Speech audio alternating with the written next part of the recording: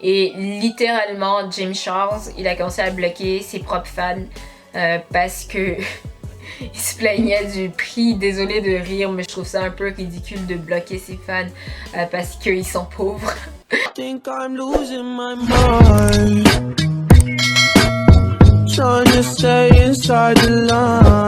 up guys, it's your girl, it's Vintu, I am back avec une nouvelle vidéo et aujourd'hui on se retrouve avec une nouvelle vidéo actu. Alors aujourd'hui je vais venir vous parler d'une grosse problématique qui est arrivée il y a assez longtemps, mais pas si longtemps que ça, c'est-à-dire il y a 2 semaines environ. Après ça dépend de quand vous allez voir cette vidéo. En fait c'est une polémique qu'il y a autour de quelque chose qu'un youtubeur américain en fait a fait. En fait c'est de qui je parle, c'est James Charles. Si vous savez pas de qui je parle, en fait c'est un youtubeur américain. Il est devenu célèbre en quelque sorte à cause de sa photo scolaire. Je sais pas s'il y a ça en Europe. À ta dernière année de high school, de secondaire, on prend une photo de toi puis ça reste dans l'album et tout le monde a un album de ça chez eux. En tout cas, dans l'album, en fait, il a pris une photo et en fait, il avait mis un highlighter, mais son highlighter, il était vraiment comme au top quoi. Et ouais, vous allez me dire que c'est un peu banal. Comment ça se fait que quelqu'un devient célèbre à cause de ça? Ne me posez pas de questions, je ne sais pas. L'univers fonctionne d'une manière tellement mystérieuse. Mais il a buzzé sur Twitter et Hélène. Quand Hélène te prend pour te mettre sur son show, tu vas réussir. Il va se passer des choses. Les gens vont venir te parler. Les compagnies vont rentrer dans tes DMs. Ok? Hélène est capable de créer des stars maintenant. Donc c'est ça qui s'est passé avec James Charles. Et après, ben, ça a comme boosté sa carrière. Ça a lancé sa carrière. Il a créé une chaîne YouTube. Il est rendu, je pense, maintenant à 16 millions d'abonnés. Tu sais, waouh! Il fait des partenariats avec Morphe. Bref, c'est rendu une grosse star aux États-Unis. Et en fait, pourquoi est-ce que je viens vous parler de lui? Qu'est-ce qui se passe? Bon, déjà pour commencer, James Charles a décidé qu'il allait faire une sorte de meet-up où ses fans allaient venir le voir, le rencontrer et tout ça. Nanana.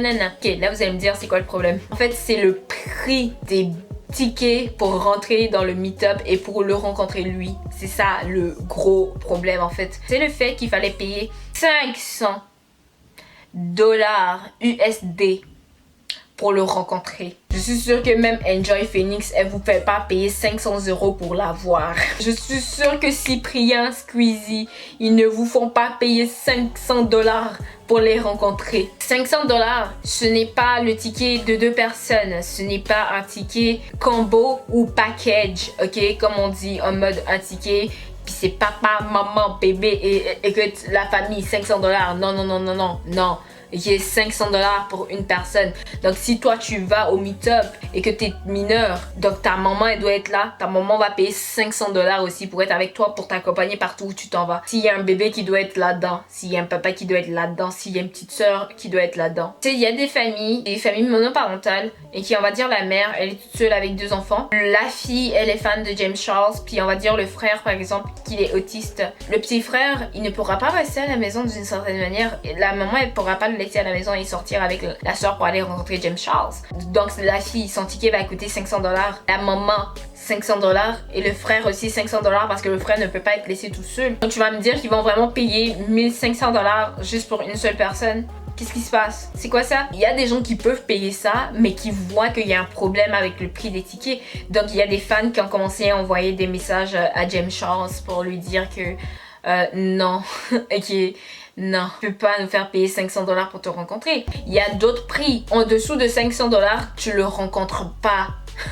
Et en fait l'excuse de James Charles c'est ouais, la compagnie doit faire des profits, tu sais, ils doivent faire leur argent, c'est pas juste moi, c'est pas juste à cause de ma faute que ça coûte 500 dollars et tout. Je comprends ça, qu'une compagnie doit faire de l'argent, donc ils peuvent pas juste te laisser faire un meet-up à 2 dollars. Je comprends ça. Je trouve que genre il y a toujours un moyen de s'arranger avec ça. Les gens ont commencé à lui dire que c'est très problématique. Ce n'est pas normal. Il y a des youtubeurs qui ont plus d'abonnés que toi et qui n'ont jamais fait payer autant les gens pour les rencontrer. Puis je dis pas, il a jamais demandé 500 dollars à qui que ce soit pour le rencontrer. Donc tu sais, c'est un peu bizarre. Le gars, il est presque rendu à 100 millions d'abonnés sur YouTube.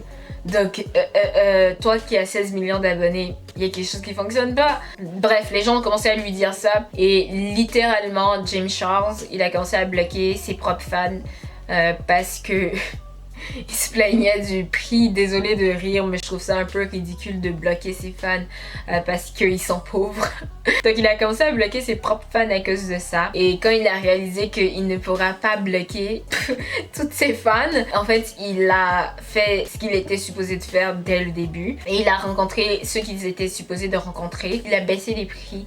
Donc pour moins de 500 $, tu pourras le rencontrer. D'une certaine manière, faut que vous compreniez ça. Vous n'êtes pas supposé de payer des prix qui coûtent un bras pour rencontrer vos youtubeurs favoris. Ce n'est pas normal. D'une certaine manière, il a le droit de faire payer ses fans pour venir le rencontrer. Surtout si on veut que c'est quelque chose qui a de l'allure. Si on veut que les gens soient en sécurité. Ils peuvent pas tout enlever de leur poche. C'est pas réaliste. D'une certaine manière, ça peut être optionnel. Mais moi, je trouve que c'est quelque chose qui doit se faire d'une certaine manière si on veut que l'organisation se fasse bien. À part si tu te fais sponsoriser, puis tout va bien. Mais sinon, tu peux pas faire ça toute seule. Toute seule, quoi. Tu sais, les gros youtubeurs, ils peuvent pas juste faire des meet-up comme ça. Parce que si n'importe qui peut venir, vous comprenez qu'il peut avoir un problème. Faut quand même qu'on fasse ce genre de vidéo là pour que si jamais il y a un autre influenceur qui est tenté de faire ça, si lui il fait ça, il va avoir le même traitement. Bref, donc moi c'est d'une certaine manière c'est ma morale par rapport à ça.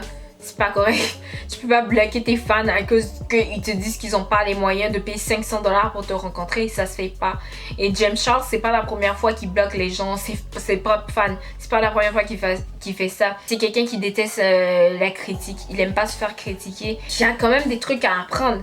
Moi, par exemple, je déteste me faire critiquer, mais tu es obligé d'entendre la critique pour avancer. Littéralement, c'est un fan. D'une certaine manière, tu viens de briser le cœur de quelqu'un. Moi, en tout cas, c'est vraiment ça. Mon super gros problème avec la problématique de son meet-up et tout ça. Mais dites-moi qu'est-ce que vous en pensez en commentaire, je veux vraiment savoir votre opinion. Dites-moi, est-ce que vous payerez 500 $ pour rencontrer votre youtubeur préféré? C'est PewDiePie, même si je l'aime de tout mon cœur, je pense pas que je paierais 500 $ pour le rencontrer. Genre c'est un peu comme... What? En tout cas, that's it pour aujourd'hui. Si vous avez aimé cette vidéo, mettez un pouce. On va se revoir next time, alors comme toujours. Gros bisous, puis bye!